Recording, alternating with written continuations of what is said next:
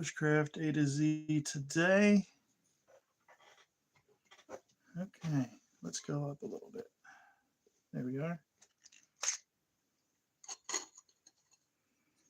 Take this out.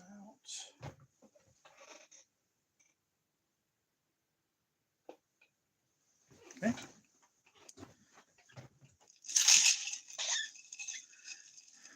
If you've been wondering what today's subject is going to be,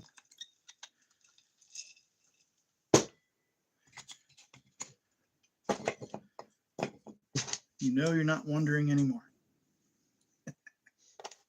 We give it a minute for anyone that wants to sign on, can sign on and participate in a live session.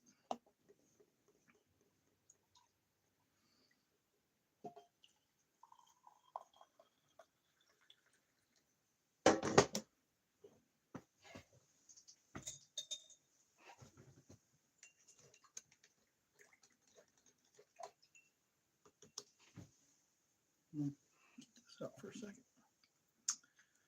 There we are.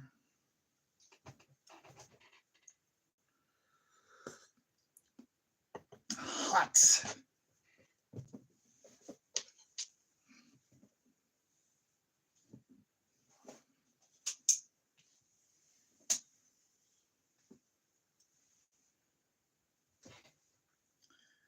All right. Well, to give a recap of our contest in our Bushcraft A to Z series, if you are, in fact, I actually need to go do this.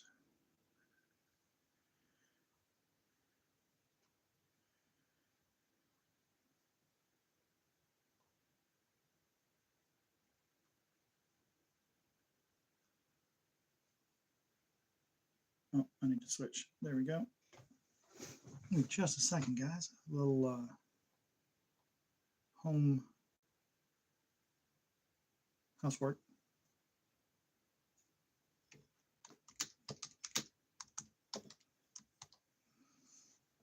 That's not what I wanted to do.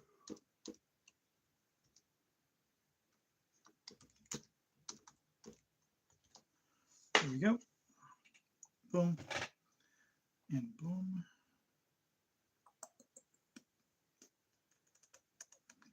There we go. Now I can go here. Let me go here.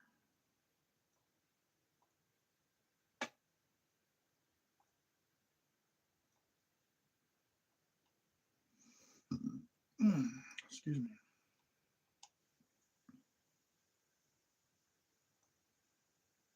All right. That I actually need to.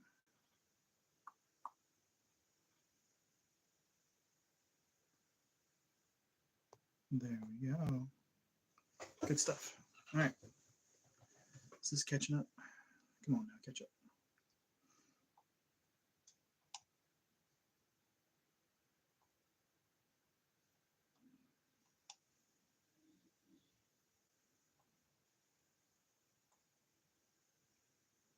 There we go. Now I can respond to people.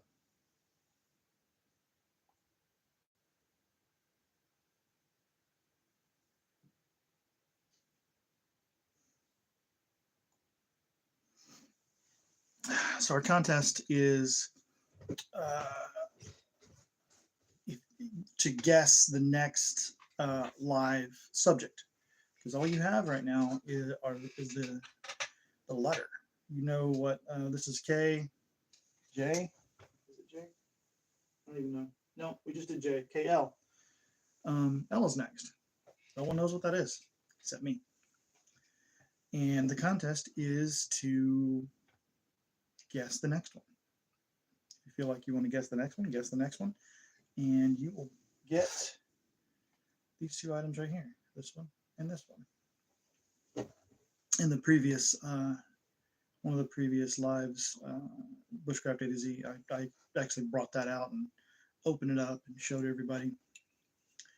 So that was good. If you want to know what that is, what the prize is, then you should maybe look at it. Either way, let's get to it. Today's letter is K. K for knots. That was an easy one. I don't know why people aren't participating. They're going to get something for free. All right, so knots is an essential bushcraft skill. Essential bushcraft skill.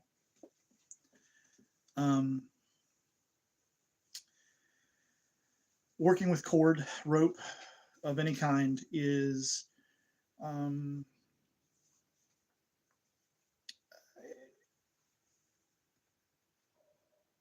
you're going to want to connect things together. You're going to want to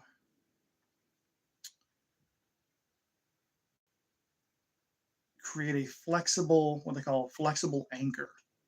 So oftentimes when you've got a stick or something and then you do flexible anchor here, I'm just going to do a, is this clove hitch? Yeah, clove hitch.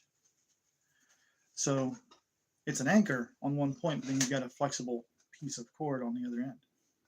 Cool thing about that is you can attach this to somewhere else and all of a sudden you've got a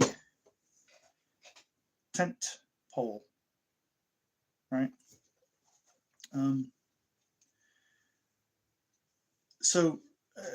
Cool thing about the lashings and things like this, there's three categories.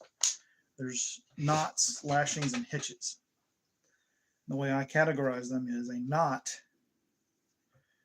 is rope on rope, string on string, cord on cord, rope on cord, string on rope, doesn't matter. The two flexible pieces or one on its own, this is a knot.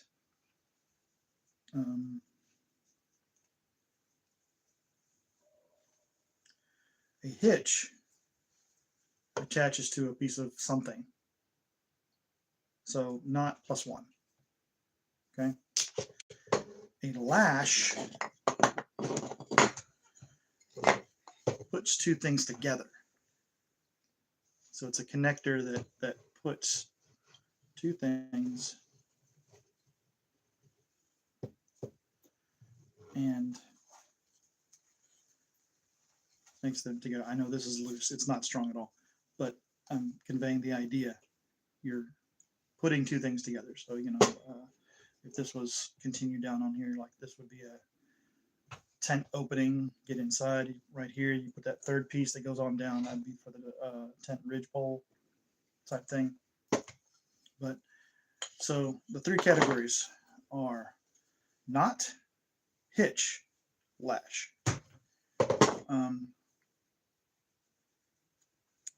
And the odd thing is you can do, it can be multiple, like one cord configuration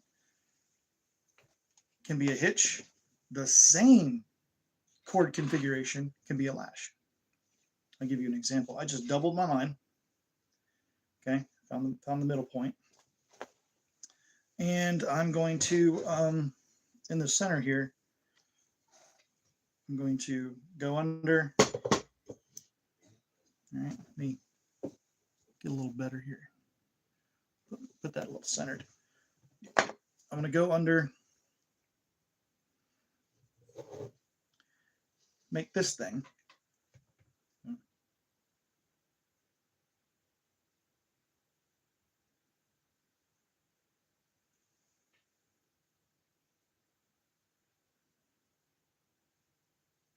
There. It's going under its thing. So I've got two tails, one on either, one, you know, on the bottom side. I'm going to get the left tail and put it through the left to exit the right side of it. I'm going to get the right tail, go through the right and exit the left side of it.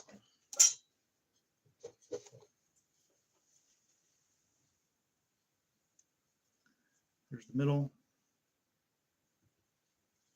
And here's where they are going left and right. Cinch that up, and you have, this goes there, here we go.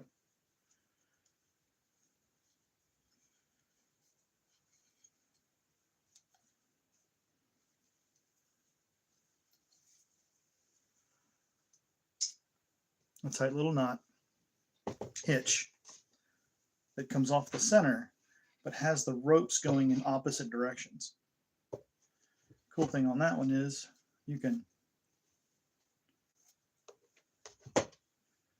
tie it up further this way.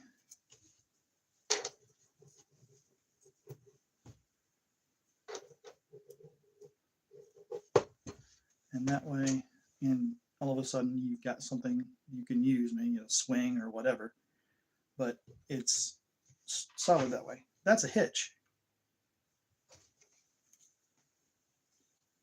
Okay, let's forget these half hitches here. It's actually what this is called. This is a, if we don't look at this hitch,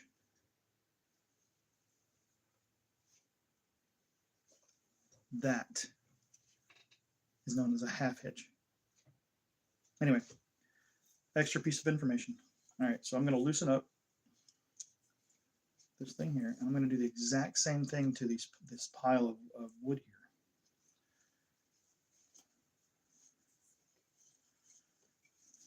All right.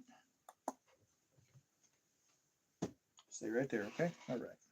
Now, this one requires the full exiting of materials here and here. All right. Found my center again. Put my stick on it. Put that there, put that there, put that there. Pull this out some. Make the same thing. Right? Doesn't matter if it's this way or that way. Here, I'll do it like before. All right. Left to center, or left to right, right to left. Doesn't matter. Whichever one you do first, you just do the other one next. All right. Now, tighten this up.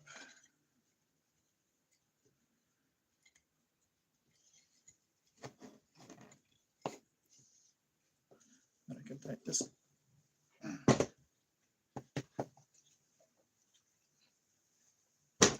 And now you've got your bundle all tied up. Perfect. This is a lash. You can still do the same thing. A lot of people might say that's not a lash. I don't care. One of the reasons why I don't care is because we could be talking about mountaineering or sailoring, otherwise known as maritime skills. Oh, take it this way so you can see it.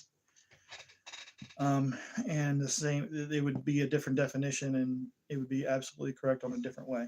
So, with our today's thing, Bushcraft A to Z, this one is K, and we are on knots. Easy. I'm trying to make this easy for everybody. If you're on, let me know. Say hi. Let's connect. But that's what this is. I'm not going to give any names. I might give another name, one or two, but I'm not going to name this one. Mostly because I don't know. Names are unimportant. Don't care if you call it Fred or John. If it works, it works. So next I'm going to show a stopper knot. I'm just going to do a couple of them. Almost everyone knows how to tie their shoes. The first one you do is an overhand knot. Then you double up and come across, and you can make the bow. All right. Well, this humble knot is amazing. A lot of people don't get this. It's just a simple over-under. Okay? It's just make a loop and cross in.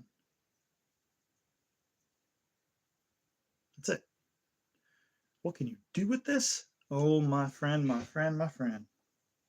Let's make one. There, we've made one. Now I'm going to go back in, but not all the way. And then, let me get organized here.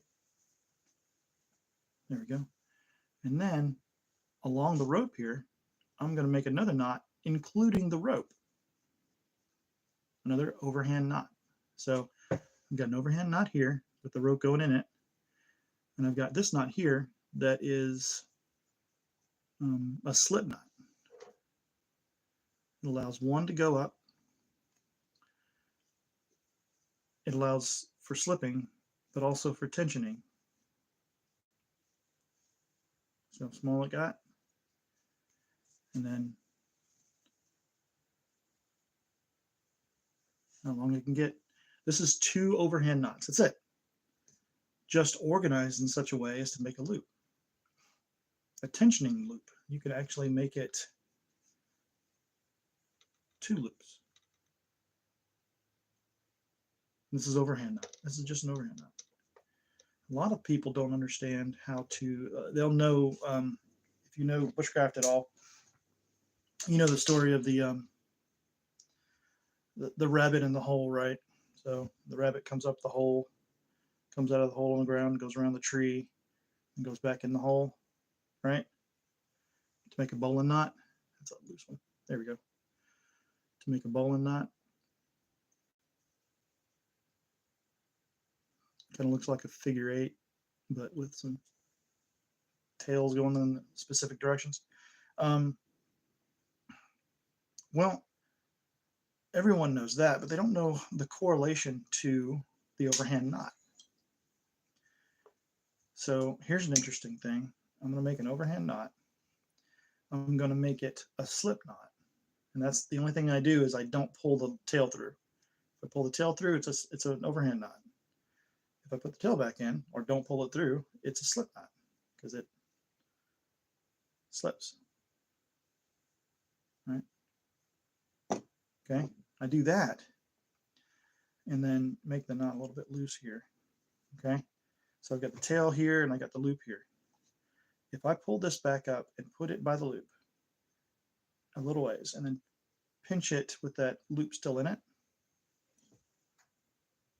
and then let this go down across that top right there.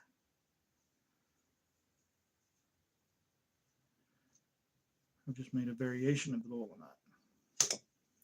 So it's connected to the slip knot, which is connected to the overhand knot. So when I do a bowline knot, I will often do it this way. I'll pull slip knot, get the tag in, put it right in there, and then tighten it down.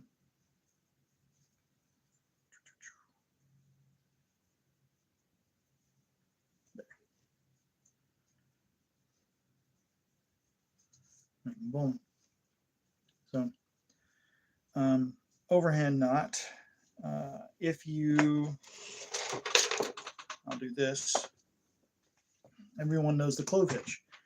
Well, a clove hitch is just a half hitch done twice, which doesn't make it a one hitch, right? Doesn't make 2 halves don't make a hole in this way. But it's done a second time in a different way, and it creates a different outcome. So if, let's go ahead and do what I did before, just to stay in the same theme here. I'll just have a small end and a long end. There's the small end.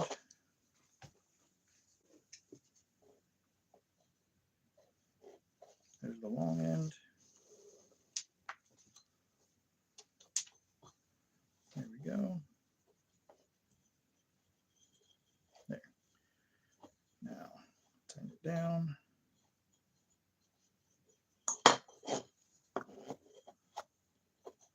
Right. There we go. Put the long end on the wrong side. It's okay. I can slide it. All right. So if I do a half hitch here, I do another half hitch. in the same direction. So let me do this part. Let's do it this way. So I'm going to do a half hitch.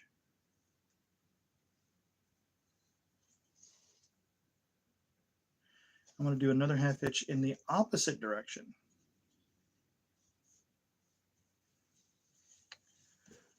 That creates what is known as the girth hitch, which is what I just did to start this. So if I take that out,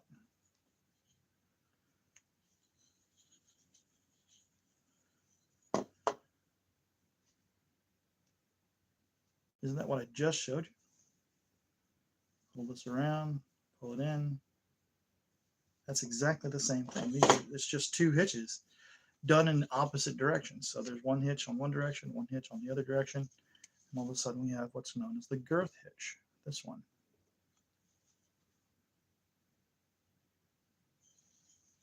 If I do them in the same direction, okay, so I did them in opposite directions, and so the two lines came out in the same place, right?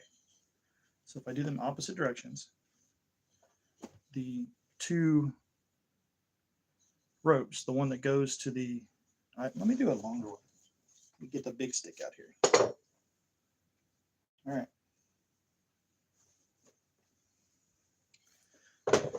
Much better. Okay, let's get this. All right. So what's the first thing I did?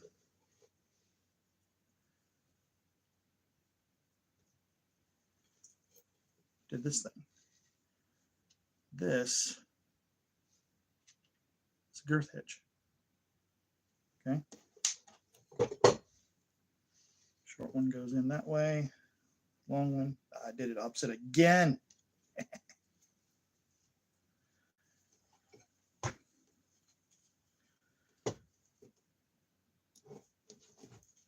This way. I know it's looking a little upset. It's okay because I still know what's going on with it.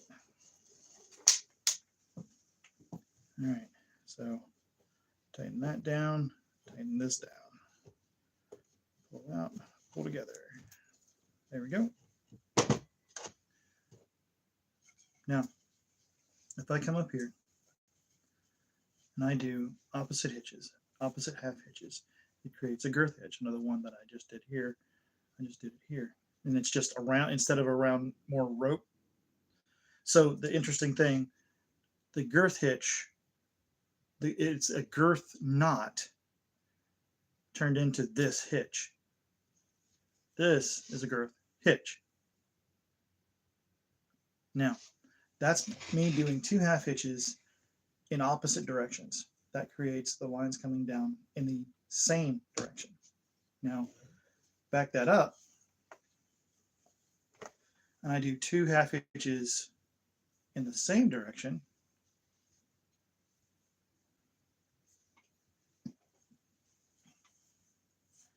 And what I create, I just did that all bad, is your clove hitch. A clove hitch is just two half hitches going in opposite directions. That's it. You don't have to worry about crossing and making the X and all that other stuff. I mean, you can if you want to. It does help. But that's what that is. So I've created a handle.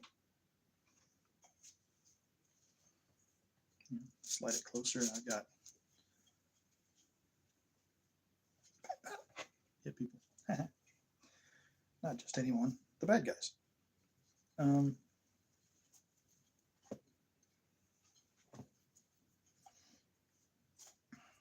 So there's you some knot knowledge.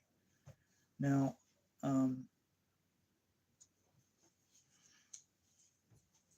this one's informative, but only in that way. Not this time.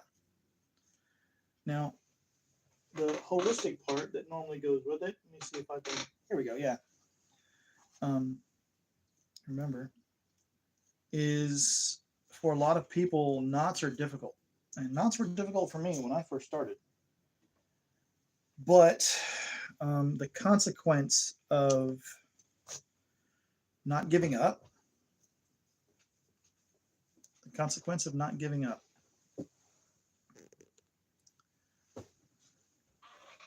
is the completion of your goal. The consequence of not giving up is accomplishment. Too many people go, I want to be successful, and then try hard and give up. Patience and focus.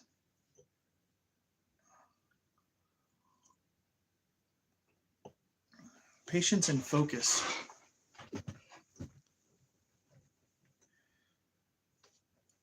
I don't know if there's another more powerful combination.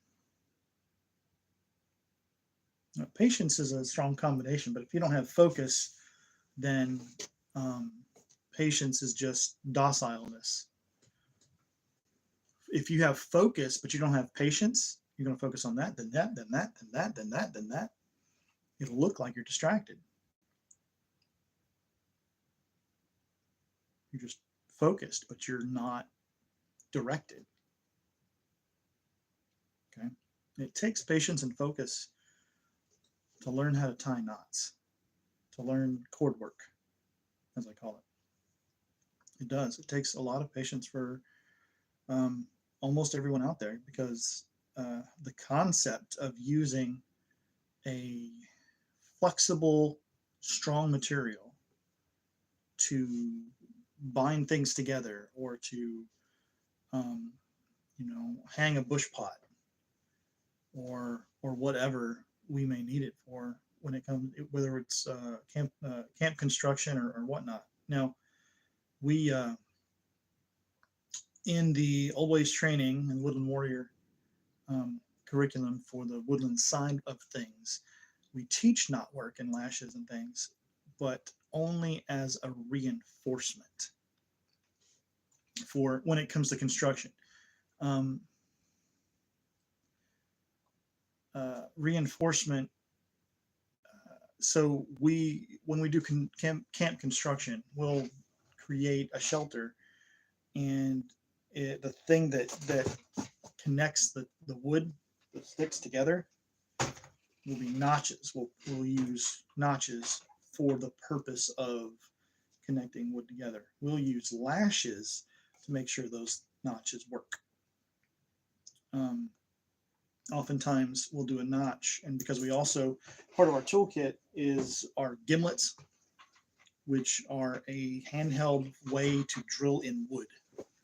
It's a little T-handle thing, and you can wrench down on it and it'll drill a hole through a piece of wood. So what you do is you get a piece of wood, another piece of wood, you make notches so they go together, and you drill in between, and then put a peg. You've got everything you need. You don't need rope, which is a difficult thing to come by in the wilderness, and a labor-intensive thing to acquire if you don't have any and you're in the wilderness. Okay, most people, they bring it in. They'll bring their bank line, or they'll bring their paracord, or some of this stuff. They'll bring it with them, and they'll think that a lot of survivalists do this. They think that because they know how to double wrap plant fiber, that they can make whatever, they'll use their paracord, because why not? I don't smoke, but I'll use a lighter to light a fire, because why not? We've advanced that far. Now I'll still practice my flint and steel I showed you earlier with fire. I'll still practice it, and that's actually my favorite way of starting fires, because it connects me to the process. But any survivalist, any bushcrafter worth his salt will not discount the value of using things that are pre-manufactured and make life so much easier in the woods, while not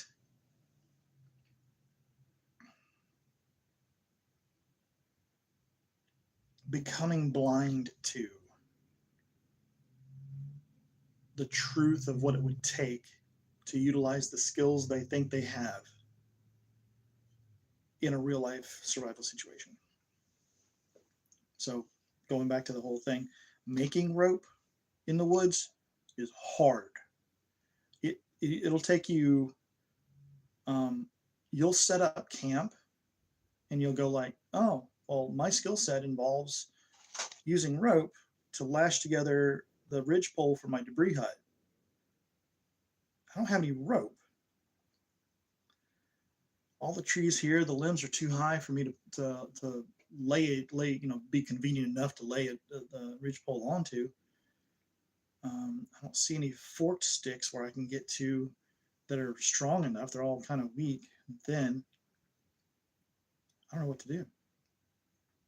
Well, if your skill set involves making notches, then you don't need much. Like if we didn't use the let's put it this way, if we didn't use the peg method, the hole and peg method to secure the notches together, then we would use the cord. Well, for a single debris hut shelter, combining words here, for a single debris shelter, you only need to lash one place. It still needs to be strong though. So what a lot of people will do is they'll lash it, they'll get it started, and then they'll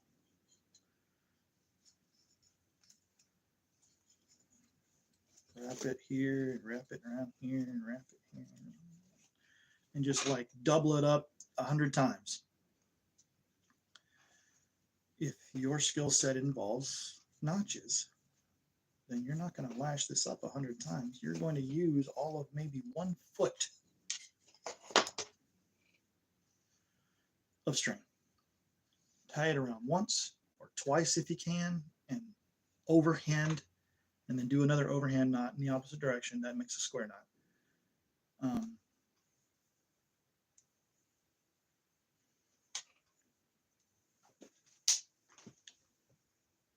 Well, that didn't matter. There we go. Square knot. And then you're done. You've made all of the construction required in order to put together a framework that makes sense. So, and you've used your shoelace, one of them, only a section of it. Conservation of materials. Because you had your saw.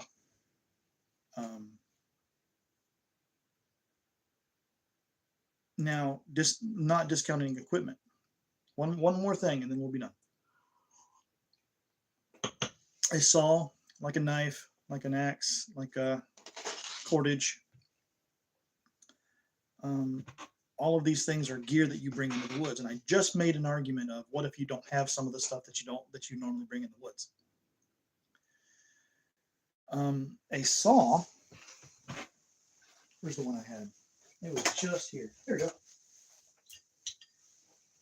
An open L saw, or any other saw, right?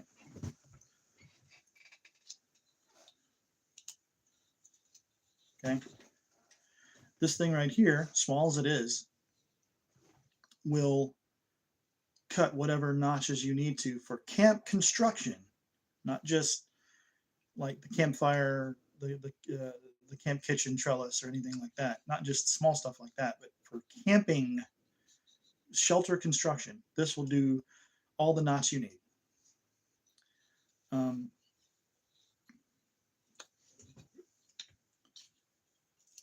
This is a tool. This is equipment. This is supply. Supply gets used up. Tools can be used multiple times in multiple ways, and you can keep working with it. So consider that in your survival thinking. How many items in your bug out bag or whatever you've got, your prepping situation, how many items are tools and how many items are supply? what gets used up. When you use it, what gets used up.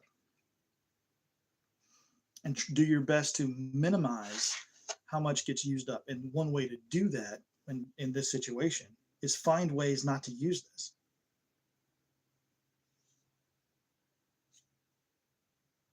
Use something else that doesn't get used up. And learning how, and the notches and things with that might be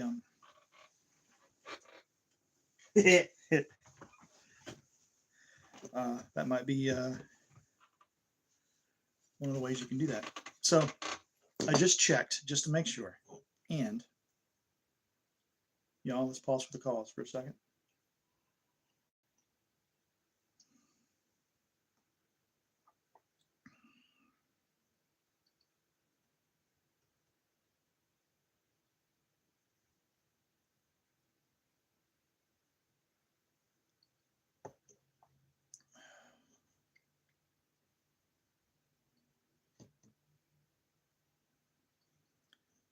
All right, so I just checked, and notches is not N. So if you wanted to guess what N was when the time comes, or you can guess now if you want to guess all of them, but you only get one guess per person. Yeah, notches, I know I'm talking about notches. Notches is not the subject for N, Bushcraft A to Z. Something else.